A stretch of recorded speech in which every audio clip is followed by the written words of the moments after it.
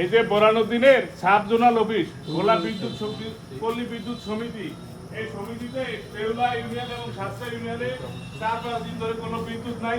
এই যে বিদ্যুৎ যে নাই, এদের কোনো খোঁজ খবর নাই। এই যে দেখেন ভিতর থেকে এরা কি করছে, তারা মেরে অফিসে বসে আছে। এদের কোনো বিজ্ঞপ্তিও দেওয়া নাই যে কবে বিদ্যুৎ আসবে, কি হবে। এই যে গ্রাহকরা আছে, এই যে লোকজন সবাই ডাকাডাকি করতেছে।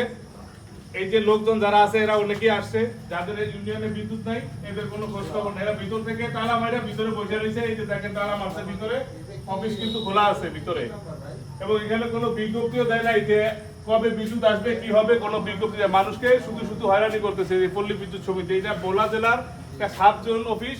এখানে এদের কোনো ভূমিকা নাই, দায়িত্ব নাই যে একটা ইউনিয়নের 2টা ইউনিয়নে অন্তত 50,000 মানুষ যারা ঢাকা থেকে আসছে, কোরবানি দিয়েছে, এবং কোরবানি দেওয়ার পরে এরা যে এখানে যে কোরবানি দিছে, দেওয়ার পর ফ্রিতে মাংস রাখবে, এর কোনো ব্যবস্থা নাই।